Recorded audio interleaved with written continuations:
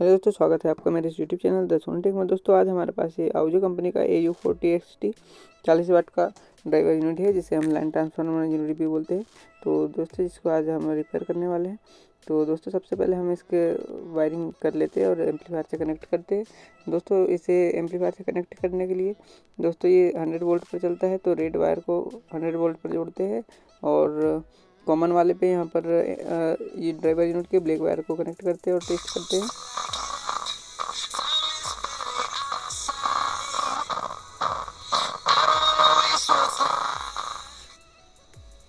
तो दोस्तों ये इस तरह से टेस्टिंग करने पर ये दोस्तों क्लियर साउंड नहीं आ रहा है, तो हम अब स्क्रू ड्राइवर की हेल्प से इसके चारों स्क्रू को खोल लेंगे और इसके कवर को हटाएंगे और ड्राइवर यूनिट से अलग करेंगे। दोस्तों यहाँ पर हमने अब कवर को हटा दिया है। तो दोस्तों ये अंदर से इस टाइप का होता है, जिसमें एक ट्रांसफार्मर लगा हुआ था, एक रोटरी स्विच और एक PF लगा हुआ होता है। तो दोस्तों अब इसमें डायफ्राम को अलग करेंगे और डायफ्राम को अलग करने के लिए इसमें लगे हुए 4 स्क्रू को स्क्रू ड्राइवर की हेल्प से खोल लेंगे और चारों स्क्रू को हटाने के बाद इसके ऊपर वाले कवर को हम हटा लेंगे, जिससे कि डायफ्राम, मैग्नेट और ये ऊपर का कवर तीनों अलग अलग हो जाएंगे। तो दोस्तों ये हमारा डायफ्राम है, जिसके हम अब मैग्नेट से हटा लेंगे।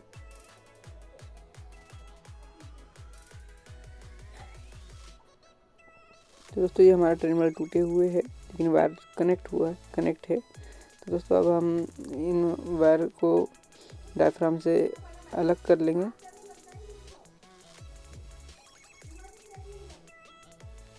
दोस्तों यहाँ पे हमारे डायफ्राम के टर्मिनल पहले से टूटे हुए है, लेकिन वायर इनमें से अभी भी कनेक्ट है। तो दोस्तों जब हम यहाँ मैग्नेट को देखते हैं तो यहाँ पर बहुत सारा ब्लैक सा दिखाई देता है, जो कि कॉइल के जलने के कारण ऐसा अंदर से हुआ है। और जब दोस्तों अब हम डायफ्राम को भी देखेंगे तो यहाँ पर जो इसकी कॉइल है, यहाँ पर कहीं से ठीक है तो कहीं से ब्लैक दिखाई दे रही है, जो कि जलने के कारण ऐसा हुआ है। तो दोस्तों ये जो कॉइल है ये अंदर साइड से भी काली हो चुकी है और बाहर साइड से भी थोड़ी काली दिखाई दे रही है। तो दोस्तों सबसे पहले हम जैसे कॉइल को चेक करते हैं, तो इसे कंटिन्यू मोड पर अपने मल्टीमीटर को रखते हैं और कंटिन्यूटी मोड पर इसके दोनों टर्मिनल को जोड़कर देखते हैं। तो दोस्तों ऊपर बीप का साउंड आ रहा है।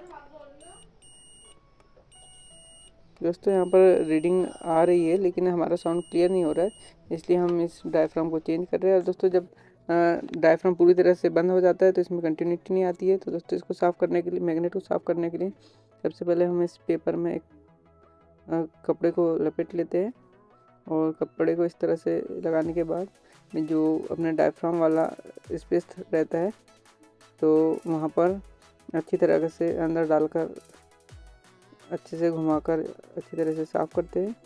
तो दोस्तों हमें यहाँ पर देखने को मिलता है कि अंदर बहुत सारा डस्ट था और ये इस तरह से हमारा कपड़ा पूरा ब्लैक हो चुका है दोनों साइड से।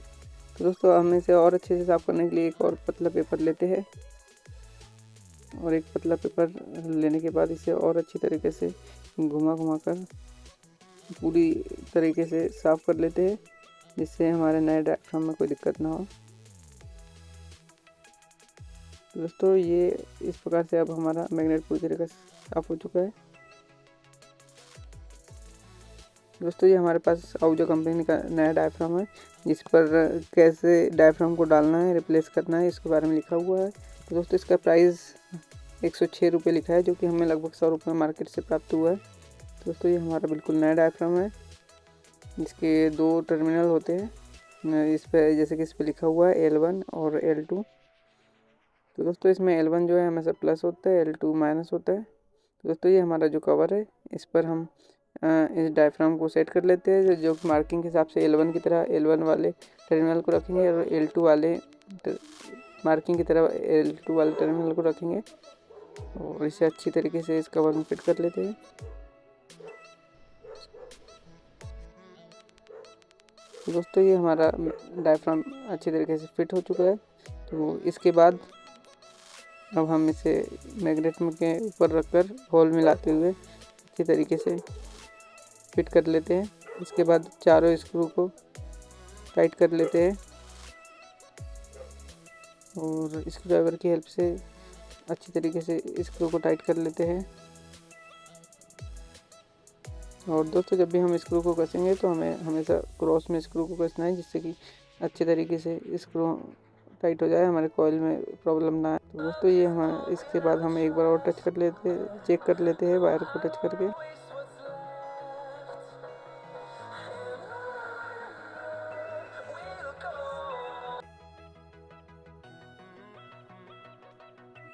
तो दोस्तों ये हमारा एकदम क्लियर साउंड आ रहा है।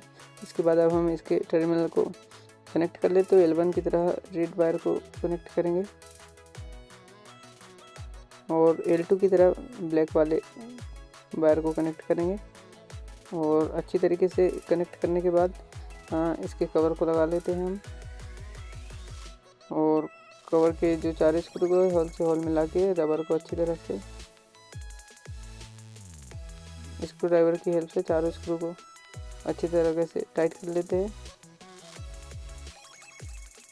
और इसे टाइट करने के बाद दोस्तों हम एक बार इसकी और फाइनल टेस्टिंग करेंगे, जिससे कि हमें कंफर्म हो जाए कि हमारा यूनिट अच्छी तरीके से तैयार हो चुका है। तो दोस्तों हम इसका फिर से कनेक्शन करेंगे, जो कि एम्पलीफायर में 100 वोल्ट पे हमेशा रेड वायर को जोड़ना है और कॉमन पे हमेशा ब्लैक वायर को जोड़ना है। तो दोस्तों यहाँ पे हमें कॉमन से ग्रीन वायर को कनेक्ट किया है, इसलिए हम ग्रीन वायर को ब्लैक से कनेक्ट करेंगे और साउंड सुनेंगे।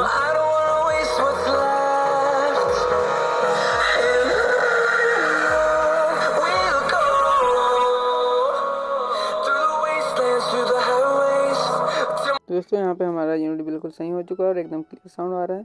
तो दोस्तों इस तरीके से हम अपने घर में किसी भी ड्राइवर यूनिट को ठीक कर सकते थे। दोस्तों आज की वीडियो में इतना ही, धन्यवाद।